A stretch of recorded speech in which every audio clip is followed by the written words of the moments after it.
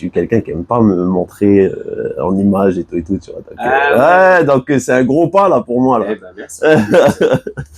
Salut LinkedIn. Aujourd'hui, je vais à la Calédonienne des Eaux pour rencontrer Henrik. Henrik a participé à une sensibilisation à la lutte contre le sexisme et il avait envie de témoigner.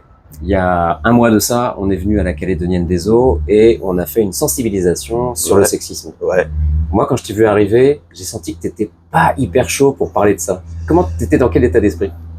Un peu mitigé, je dirais. Et alors, à un moment, ça a basculé. Qu'est-ce qui s'est passé? Ce qui s'est passé, c'est que j'ai compris que malgré mon agacement, malgré certaines choses qui étaient peut-être pas acceptables pour moi, c'est quand même les chiffres qui m'ont fait comprendre que ouais, il y a énormément de discrimination, de sexisme dans le système dans lequel on vit actuellement.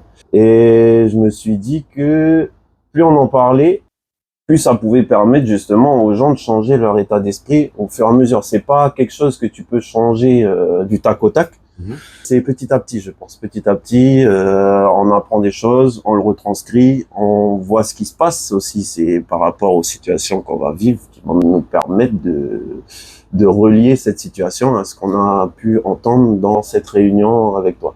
Et donc, est-ce que tu te souviens d'un chiffre qui t'a particulièrement marqué, un truc qui t'a vraiment... voilà. Le chiffre où on me disait que 9 femmes sur 10 connaissent leur violeur. C'est assez choquant parce que ça peut être un ami, ça peut être un collègue, ça peut être un membre de la famille, une personne qu'on a peut-être en confiance. C'est vrai que c'est assez troublant, assez choquant.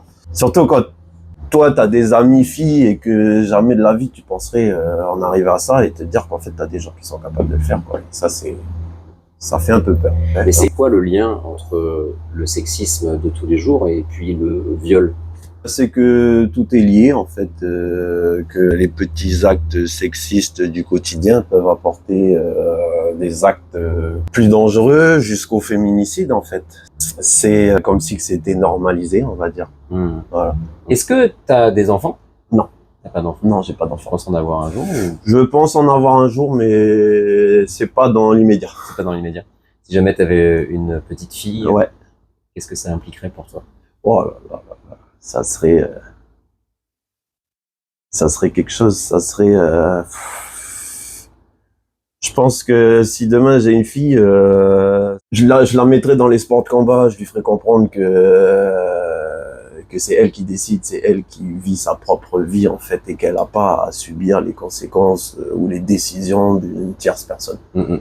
Une tierce personne qui pourrait être un homme. Un homme par exemple, voilà, exactement. Est-ce que tu aurais un petit mot à dire à tes collègues hommes? Faites du mieux que vous pouvez avec les femmes qui vous entourent. C'est tout ce que je peux dire, que ça soit les enfants, que ça soit la maman, que ça soit la femme. Faites du mieux que vous pouvez. Est-ce que tu aurais un message pour les femmes qui travaillent avec toi? Continuez à être qui vous êtes, continuez à vous battre, force et honneur à vous. Tu es prêt à t'engager pour que les femmes subissent moins de sexisme? Mais bien sûr. Qu'est-ce que tu es prêt à faire? Au moins les soutenir.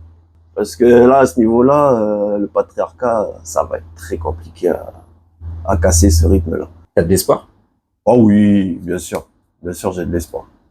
Merci Henrik. À bientôt. C'est cool.